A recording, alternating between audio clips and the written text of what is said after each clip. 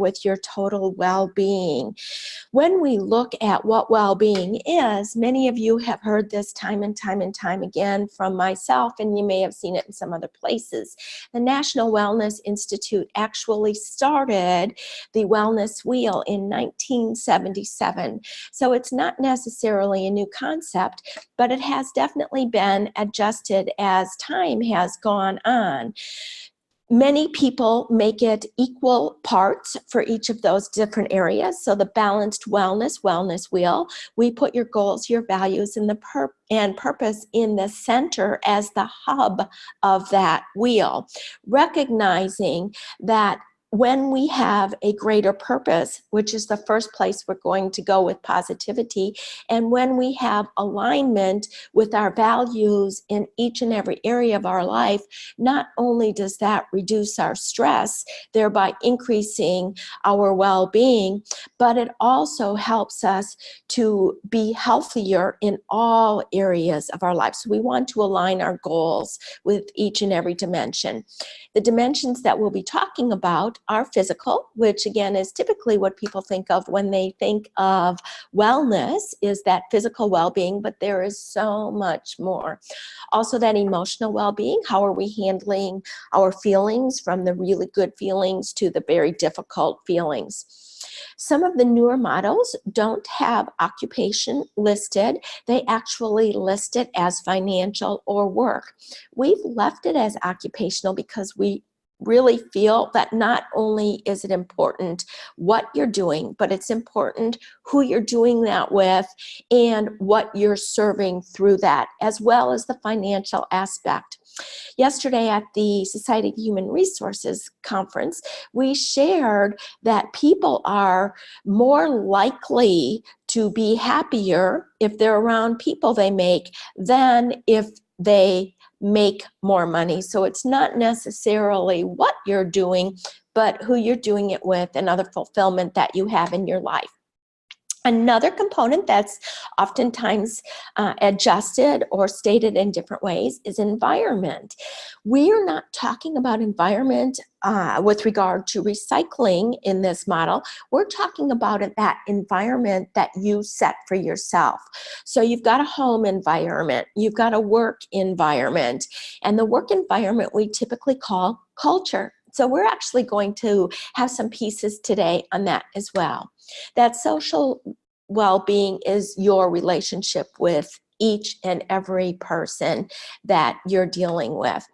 The next question then would be, what is positivity? So if we want positivity as a pathway to well-being, we need to have that definition of what both of them are and how they interconnect and interrelate with each other.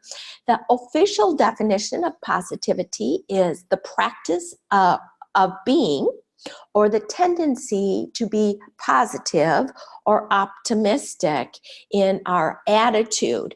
Attitude is everything in so many different ways. Connecting these two into positivity in well-being, we can set a statement for each and every one of these areas of the wellness wheel that we're looking at. Again, we believe that your goals, your values, and your purpose is where it starts, and aligning those with everything else will help you to set a healthy life. As I mentioned, you are 2 times more likely to be concerned with your overall well-being if you're thriving in each and every one of these areas, and especially measurable in your physical well-being. So as we break down that immune system, we know that we're going to get sick more often. There's a correlation between liking your job and actual days missed, and days missed indicate what your physical and emotional well-being is. So if you have a well-being score when you did your healthy lifestyle assessment of less than 20, you're likely to have 14 days a year of illness, and that doesn't even count those days you're not feeling your best, or you may come to work and just kind of muddle through the day.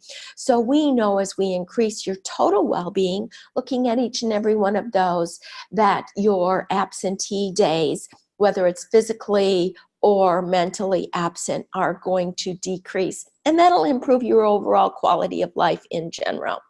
So we begin here, and you'll hear us several times come back to that. What are your values and are they aligning? And I'm going to have you all choose one value word so you can start to think about that today. You'll hear mine is relationships. From the emotional aspect, we're talking about that mindset and that attitude, and we'll give you a couple of different techniques. We all know that when we're not emotionally well, we tend to choose poor physical habits. So you've all heard about emotional eating. When we're not feeling well or balancing that out, that's one of the aspects that we have. So again, it's going to impact our physical well-being and our relational well-being as well with our mindset and our attitude. We already talked quite a bit about the occupational well-being and how important it is to really love your work. It's not who you work with, it's what you're doing and who you're serving that's really important. So, pardon me, I said that backwards. It's not necessarily what you're doing, but it's who you're doing it for and who you're doing it with that tends to be more important. Environment, as I mentioned, is far more than just recycling. It could be that to some people if that's one of your values, but today we're using it as set the stage. Whether you're setting that stage in your home or you're setting that stage in your workplace, each of us can impact our world moment by moment with the choices that we're making. We can choose to be positive in everything we do. Social, again, be that person that's sharing and spreading positivity. But in addition to that, make sure that's who you're hanging with. Sometimes you have to make choices to be with people that are less positive and find the positive in that. And that will absolutely improve your social well-being. Ending with that physical well-being, take that I can attitude. I have shared some clips in the presentation today. Many of you may have heard we did this presentation on Tuesday, and I interviewed Mark Handley, who is with Incipio, and their vision for their organization is to create world peace and beginning at the job, because we spend so much time there. So I felt as though he was a fabulous person to add into our statement. Do recognize that I've got some clips in here, so I'm going to try and make those transitions as smoothly as I can, and I've queued them up. So hopefully they'll all fall into place. We also want for you in the chat to be sharing some of your comments and or questions, and we're happy to address those as well. I'll probably try and keep the presentation today to about 45 minutes as we did the other day, so that there's a little bit of time for anybody that wants to hang out and chat on that. Unlike the other day, we're not necessarily doing a mind map as we did with the stress management, but I'm always happy to work with you one-on-one with these items. And then in addition to that, I encourage you to write down a couple of things that you'll take home with you, or at least have them in your mind. What are your values? What do you see as your purpose in life? If you haven't yet defined that, we have a vision exercise that you can do. But if you do know that, and you do know what some of your goals are for your overall well-being, I would love for those to be down on a piece of paper for you. We're going to encourage you to choose one word. That's your positivity word. So as I mentioned, mine is relationships. Mine is also perseverance. The other day, we had several people share motivation, determination, perseverance, optimism. There's a lot of different words. So we want you to choose some of those that we may have as well. And that you take home some of the take action steps that we'll talk about. I'll talk about this a little bit later, but I have 2 bracelets on my wrist today to demonstrate how I can stay positive throughout the day. And that's one of the tips that we will give to you. So if well-being is multidimensional and includes work, then we must be positive, not only at home, but also at work. And we must focus on that vision and greater purpose and keep that in place to put things in perspective and reframe in all things. And we must align with our values in our life as well as our organizational values. so we can be that catalyst for change in and around us. So if we look at that, if we agree on that, then we must be positive and we must focus on that vision and greater purpose so that we can be that catalyst of that change in and around us. We are not by any means saying that you can't have a down day. And we're not by any means saying that negative circumstances don't need to be dealt with. But I'm sure you've all seen people that go into an illness or their day with a positive attitude and mindset versus those that go in with the negative. And when we find ourselves in that negative, to pull it back up to that positive is so beneficial for us.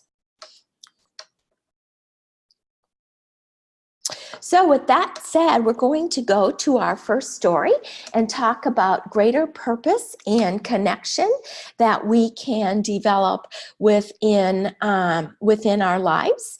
And so here we are going to pull up our very first video.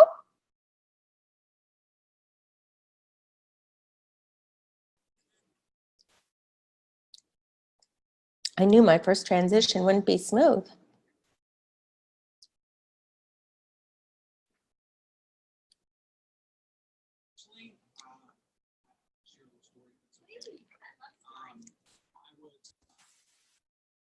I was 18 years old. I just graduated from high school and I was going into college, and I had an opportunity to it was the first job I went into with the business that I was with for 26 years, but I was a bill collector. So at 18, here's somebody who had no credit cards, no car payments, just getting myself on my own feet. Part of the job that I was being tasked to do would be to make a phone call to somebody that I'd never had a conversation with before in my life. And talk about something very touchy, which was a financial situation going on, with the intent being that I could collect money from that individual. My first initial attitude on this is there's no way. I don't have the financial experience.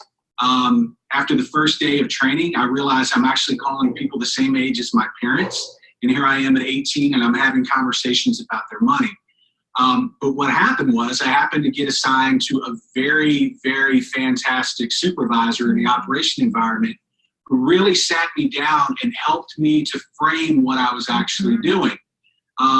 One of the things that really stuck with me is she said, Mark, anybody who is going through a situation like that is extremely stressed out. They've probably got a lot of anxiety, they've got a lot of stress, and they could very well be taking that on family members and friends. Mm-hmm. When you make a call as a bill collector and you are immediately getting all of that thrown at you, is it not better that they are venting that frustration at you, which might be a great pressure relief for them so they're not doing it with their family, their friends? Game changer for me. I never thought that a collection call could be a benefit. And then part two was, Mark also realized that as an expert in all these different ways that people could potentially solve their delinquency issues, if you can make that connection with somebody and share those things, you might give them a perspective that they never had. And truth be told, as soon as I changed my attitude and started to think about how I was benefiting people instead of harassing them, which is the typical response, it's almost as if, well, we know it's if, those customers picked up on my attitude to the call, and I suddenly found myself being much more successful at a job that I really didn't have a lot of confidence. So attitude really is about that frame of mind you have when you're thinking about those. And you can go two ways. It's as simple as glass half full, glass half empty, but that does make a difference when you're thinking about what it is that you're having to do each day, particularly in conflict situations. Yeah, I love that. And actually, he had shared that story with me earlier, and I loved it every bit as much this time because it makes me think about two things. We've got to have a focus on a greater purpose. Yes. Whether that greater purpose is in our family and you may be raising children or taking care of elderly parents, or most definitely in our everyday work situation, you've got to have a greater purpose. So no matter what you're doing, you've got to find what's the bigger purpose in that. And I recently read a book and it had talked about, it's not about what you're doing, It's about who you're doing it with and who you're doing it for. Yep. And that gives us that sense of greater purpose, and then also that connectedness that you talked about. And each and every one of you have got tough situations every day in your work situation, and I'm sure you do in your home situation. So focusing on the positive of what am I bringing to enhance life for these people that I'm interacting with, and having that sense of accomplishment in that, and therefore reframing all of those situations to a more positive. So as you heard there, what we were focusing on was most definitely reframing situations, and also along that same aspect, we want to make sure that we're looking at the positive. Most certainly, I think most of you would agree that bill collections is not a positive situation in most times. And just a little hint there, or reminder, we're going to have another video. Our last one will be coming up with financial well-being, and Alex will be doing that for us. So I really felt as though Mark's story and the positivity of that brought home so many of the different pieces that we were looking at. I want to share the next story that we have with Mark as well. And this was another one that he had talked about with setting the tone for the environment and the culture. So if you go back to that circle that we talked about, we looked at you are the person that can set the stage. And we know we spend so much time at work, and oftentimes you hear people say, we need a good culture at work. I would say that we need a good culture, a good environment, not only at work, but we also need that at our home and all those areas that we're able to provide there. So this next video is how you can take control of your situation within your home life and your work life, and each of us can become that new leader. I also wanted to talk about what the relationship is between culture and leadership and well-being. And all three of those are really important. In the wellness industry, we hear all the time, it's about changing the culture. It's about changing the culture, but it never really talks about what that culture is. And I can also say, when I work with an organization that is only focusing on the physical, they want us to come in and possibly do some screenings, and we may or may not get involved in step challenges, but we never talk about any of those larger issues, the culture issues, and we don't talk about leadership. And let me pause here and say that each and every one of you is a leader. It's not just the leadership of the organization. We all, as Mark said, make a choice every single day to get up, to be positive, to lead. Leading then means we're moving forward and we're influencing other people. So I may be a leader in my home in the morning with my pets. Who knows? I might be. You never know. But I'm definitely then a leader with other people that I interact through the day, no matter what their relationship is with me. So I want to make one quick reminder before I turn this over to Mark again. Please, we would love to have some of your questions or your thoughts as we're going through this. Sure.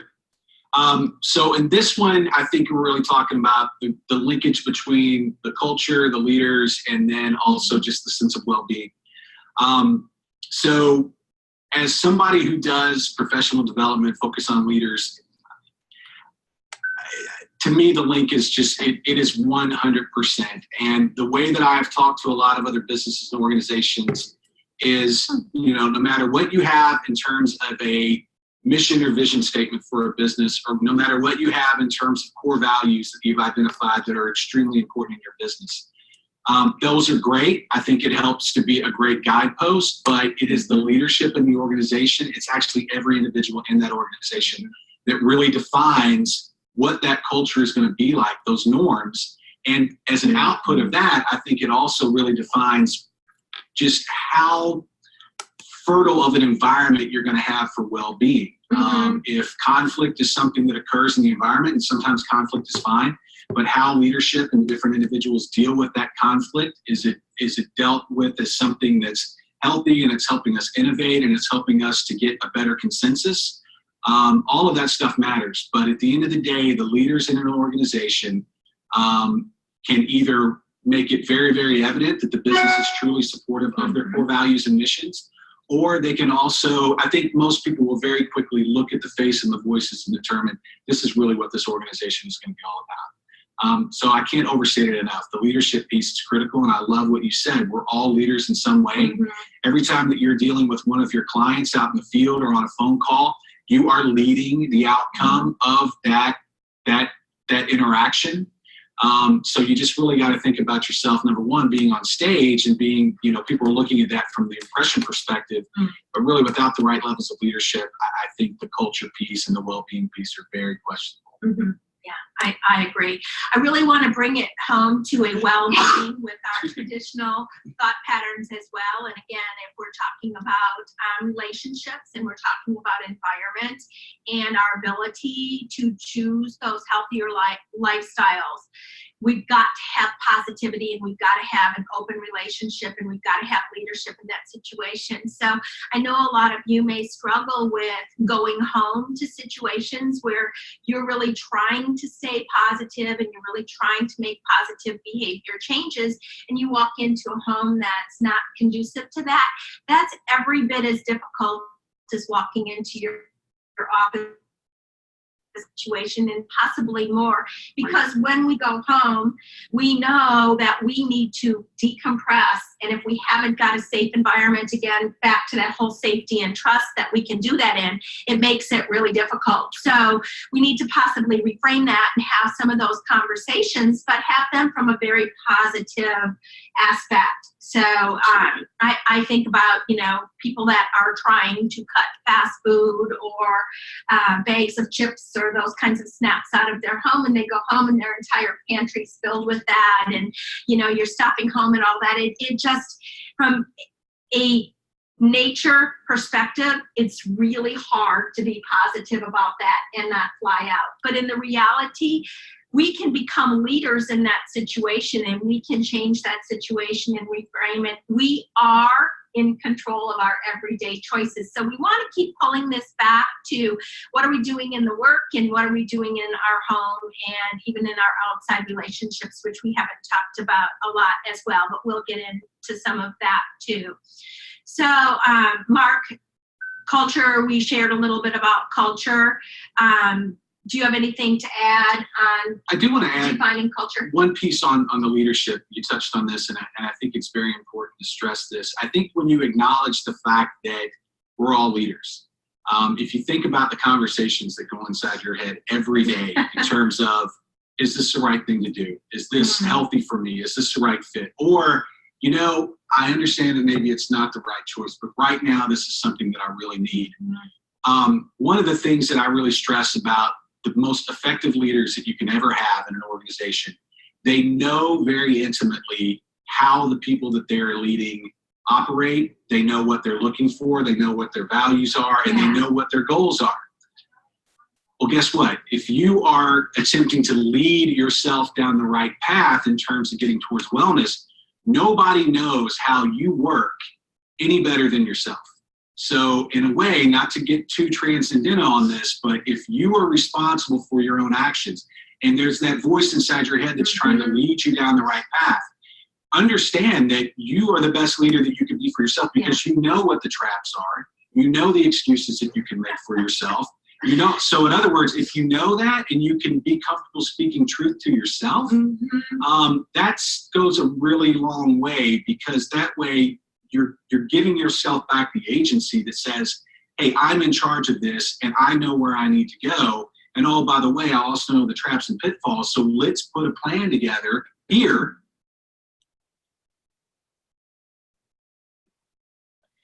So again, that pulls back, he didn't quite finish that sentence, but that pulls back that we are in control, and whether it be our home environment that we're creating for healthier lifestyles or our work environment that we're creating for ourselves, we need to really focus on creating that overall well-being attitude that we might have, and we need to set the stage within that as well. So set the stage every day for the environment that you can create.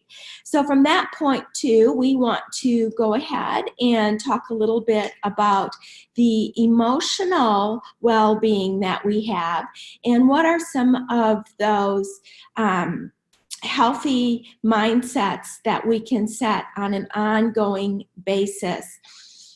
What are some of those healthy habits? So we've talked a little bit about the daily habits. The mindset is an attitude, pardon me here, an attitude held by somebody.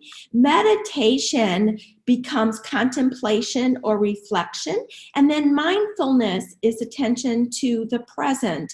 I have a system that I enjoy doing, and I do it many mornings of the week. Not all of them, but this is how I set my emotional well-being, which is that positive mindset. I read positive inflections in the morning. I try not to turn on the news, which can tend to be a little bit negative, but instead I try to focus on reading some positive readings in the morning.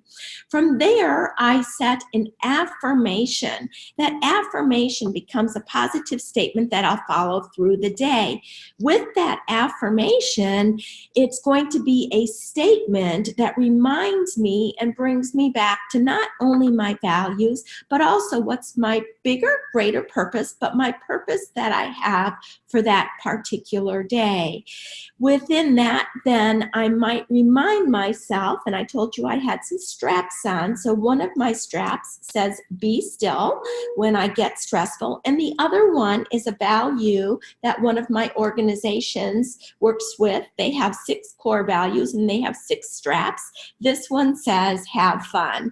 So I manage their fitness facility, so I think it's a great one that they shared with me. So meditation on positive statements, a affirmation, a positive statement of what my reading was that morning. Then I create a plan. I think, what is it that I can do today that takes action? Because we know if all we're doing is reading positive things or planning to exercise or choosing to get healthy, that unless we have a specific plan, we're not going to follow through.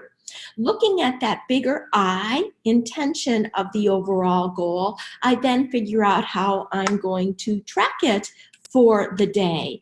So that's my Map It procedure that I use. And again, it's meditation, affirmation, plan, intention of the bigger purpose, and track.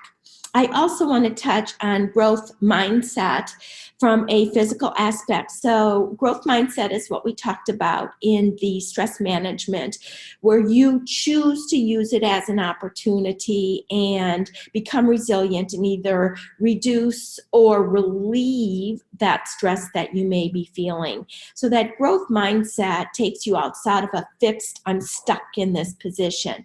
When we look at it from a physical aspect, we want to have that I can attitude. And that is the one that I had placed in the circle of the physical in the very beginning of the presentation. I can. So often, and we talked about this the other day with Mark, in our physical, we have a black or white, and diets can be very difficult with that aspect. When we set a diet and really stringent guidelines and we fail, we need to take that positive attitude back again, that it is a growth experience. What can we learn from that? When we jump to failure, we sometimes will decide that we are not successful and we'll give up that goal. We definitely don't want to do that in our physical aspect. You want to look at the small wins. That's another one of the tools that we would say is recognize those small wins that you have and use those as forward momentum. So rather looking at the negatives, the challenges that we have, turn them around and look at the wins and the positive and use that as forward momentum for your program. We want you now to take time to choose one word. So hopefully during some of this process, you've heard a few of the things that we've talked about. You've looked at how can I have a positive attitude. If indeed you do some inspirational reading, you know that oftentimes there is one word. I shared earlier that mine for the day, and that was on Tuesday, was relationship. And some of the words that people had shared the other day were perseverance and perseverance, motivation, determination. They were all incredibly positive words. So we're going to go back and listen to Mark talk about perseverance and perseverance and also determination on this one. Think about, it didn't work right the first time. You come back and you give it another shot. Yes. It was a little bit too tough the first time around. You had to wave off, but then you're coming back again. And then the way that resilience kind of plays into it is, I'm the last person to tell you that you should not take failure or effort, that something that didn't turn out the way personally. I mean, I think we all want to be perceived as successful. Mistakes are kind of hard to admit, but if you go back to that piece around a culture of trust and the different things that are being there from a well-being perspective, you're not going to get everything done right the first time that you try to do it. How you take it and the resilience that you have to be able to be okay with that and other people being okay with the fact that, you're coming back in again. Yeah. To me, they go hand in hand because in every job, unless it's a very put part A into part B, when you're working with people, which my understanding is you all are working with all kinds of people, that people element can sometimes be the biggest difficulty thing that you're trying to connect with, because you think you have this impression, but you don't know the full driver. But when you're dealing with people, the more that you come back and the more interactions you have, the more familiar you get. So you persevere, and then when the things don't happen the way, you've got the resilience to be able to take accountability for that, also understanding what your role is, and then you're coming back to do that time and time again. I think you can't have one without the other, and they're both great words. Yeah, they're both great words, as are motivation, intention, determination. All of those are so positive. And I want to say in that word, the next thing that you can do with that word as a very practical positivity tip for you is to state it as a positive affirmation. So at the end, we're going to go through a few of those pieces, but I'd like to share another tool that I use in the morning, and it's called my Map It. And this kind of will lead into our next point. And my Map It is my morning meditation.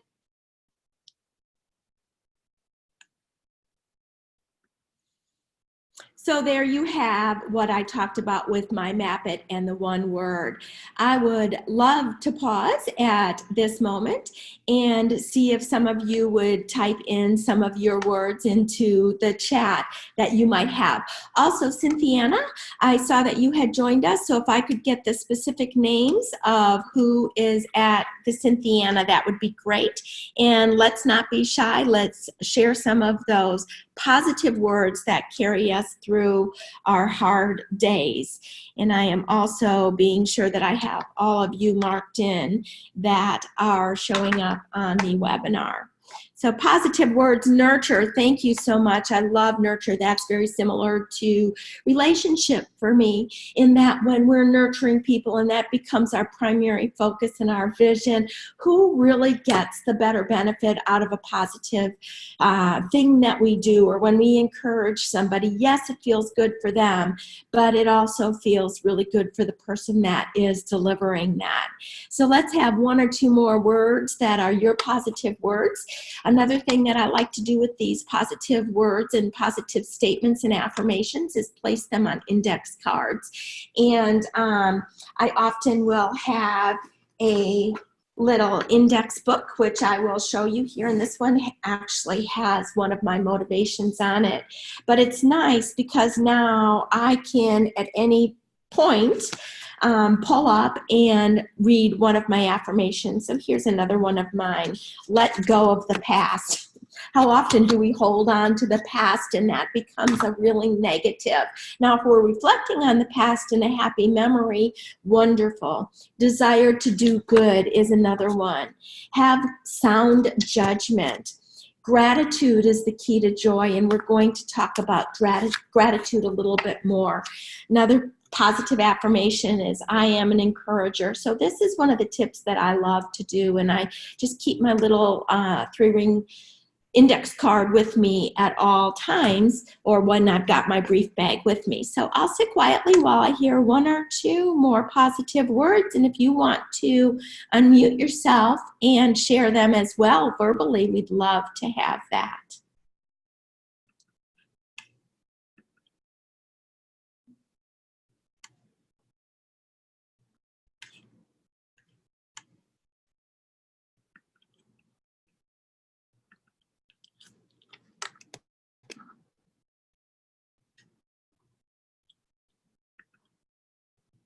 I still only have 1 word, which is nurture. Hi, Andrea. Are you going to share a word with us? Nope, she was just standing up there. I put you on the spot, didn't I? Sorry about that. I didn't intend on putting you on the spot. Anybody else have another word to share? I would love if for social well-being, you think about sharing these with your team members, and that just moves us nicely into that that next statement that we have, which is social well-being. When we look at our social well-being, the primary thing that we want to focus on is encouraging others and communicating well. One of my very favorite books that I read frequently or listen to on audio is Crucial Conversations. I think so often we lose our social well-being and our emotional well-being when we have those hard conversations to do, and getting good at those, and speaking that truth, but speaking it kindly is always a good way, rather than letting it bubble up. So that's our emotional and social well-being coming into impact there. Another one that Mark and I talked about that was so insightful to me on Tuesday was one of the people had shared intention as their word. And we were able to talk about looking for the intention of somebody, or the intention that we're doing or trying to accomplish in what we're doing. So then when we know that their intention was good, we can receive it differently, and we can respond with compassion and care. I know that compassion fatigue is a big issue with the service industry, and I've done a presentation on that with one of my groups, because they deal with hard situations each and every day, and you need to come back and have that compassion for our society. Another big one that we want to make sure that we focus on is resisting that cynicism and that negativity and fear. So those are the negatives, but looking from the positive aspect, what is the courage that we are able to come up with from that point as well. One of the areas that Mark and I talked about as well, and this will be the last piece that I actually share with the group, is in our video, Mark has a presentation, and he presented it yesterday, and it was fabulous on, again, looking at organizational well-being, but it is so applicable to our personal lives as well. So as we watch this last clip that he'll be sharing, and before we close up with those specific tools, I'm going to share that there's words on the top that are the words that we look for. The words on the bottom of the chart are the corresponding negative, and we make that choice with courage to choose the positive every day. So let me get this piece up for you, and we'll get it started.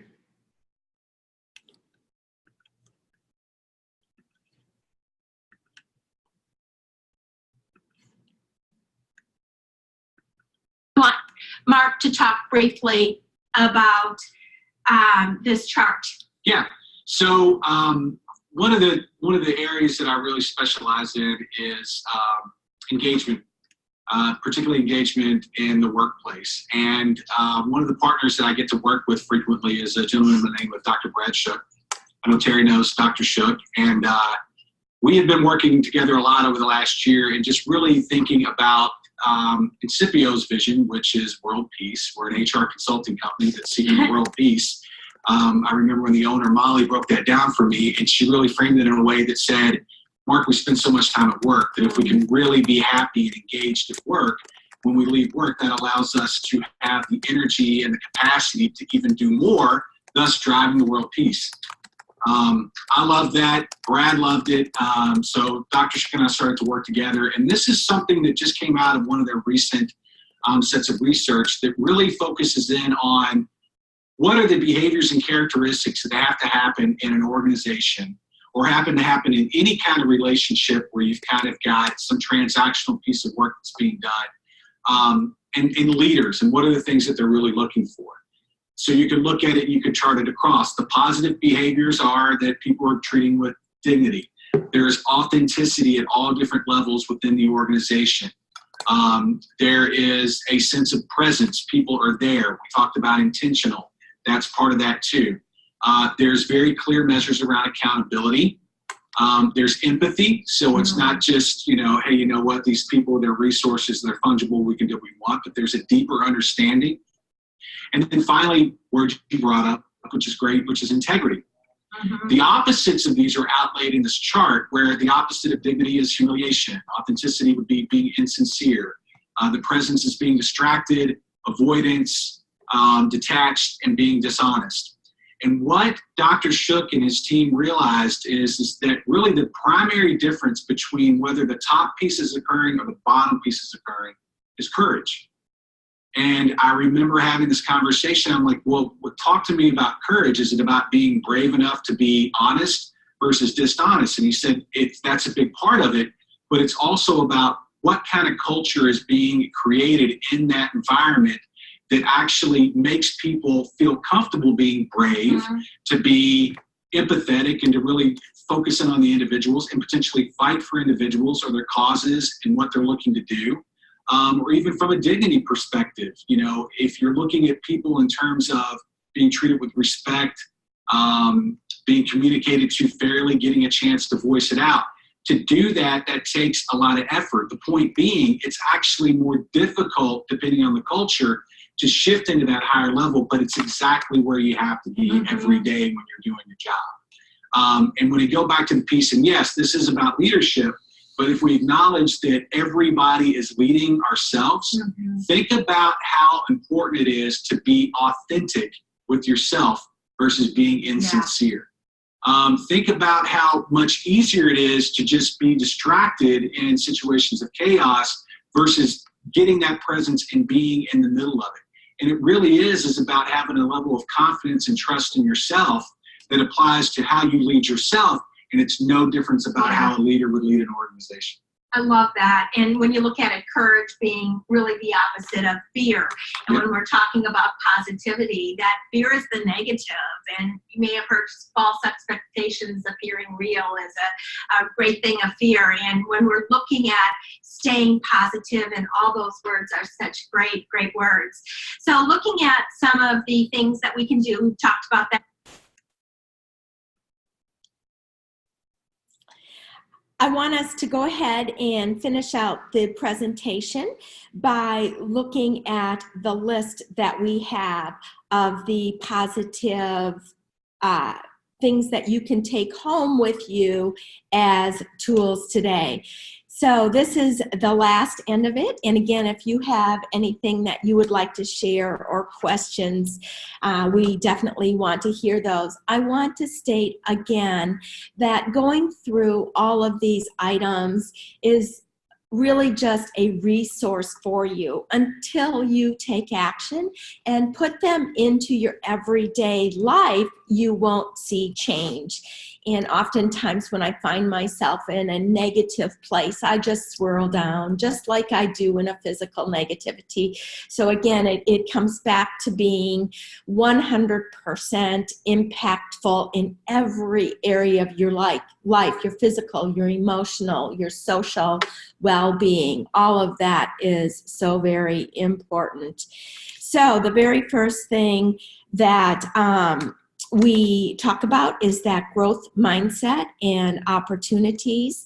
And we didn't talk a lot about gratitude, but one of the very fun things that we can do is a gratitude journal or sharing gratitudes. In February last year, we did a gratitude challenge at one of our organizations, and it was one of our on-site and then one of our off-site people we also had done that with, and they shared a positive gratitude every day on their heart. We did talk about affirmations and coming up with positive affirmations and statements is really important to do as well. And with that positive affirmation, we want to also then focus on writing it down or doing it in any different way that we may be able to as well. One of the questions that I had pop up was do I have any apps for positivity? And yes, indeed, I do have an app that I like. It's called, I'm actually going to pull it out for you, but it is called Meditations. And you can set each day, you can set that it will give you reminders for that day. As far as a total positivity app, there are several out there, and I'm not real familiar with a whole lot of different ones that we have on that. But I would be open to, if anybody has any suggestions for those, I would love to hear that as well, because again, I think it's really important when we've got tools that we can use on an ongoing basis. Encouragement, I encourage each and every one of you to focus on what can you do on an ongoing basis to encourage somebody else, whether that somebody is at home or in your work. Just even today, while you're at work, give encouragement to somebody. And when you get home over the weekend, give encouragement to somebody as well. Always take that attitude. And there's so many things we could talk about with regard to attitude, but the get to, not the have to. I say this a lot with physical. We get to eat healthy. We don't have to eat healthy. We get to exercise. We don't have to exercise. Just even that very positive statement of how we reframe that is important. Resist that cynicism, resist that negativity, resist that fear. Take courage and practice those healthy behaviors. Be an overcomer, and that's that growth mindset, again, of overcome the challenges that you may have and overcome that negativity. Remind yourself on an ongoing basis. Communicate with a positive confrontation, making sure that each and every time we're being sensitive to what their intention is. Remember, we talked about that a little bit. And confronting from a positive. Confrontation should not have a negative connotation. Confrontation, when done positively, builds the relationship, builds the trust, and really helps you to go into that relationship with a strong foundation. Again, we want for you to make sure that that's done in the positive, not the negative aspect. commit to team, and by all means, commit to a greater purpose that you have. Connect not only with yourself, but also connecting with some of the other participants in your team, and certainly connecting in your family. Coming back again to the challenge that we have to disconnect and reconnect. I know it can be difficult to log in and look at those each and every day, but we want to make sure that we are connecting with those around us. I will actually take a look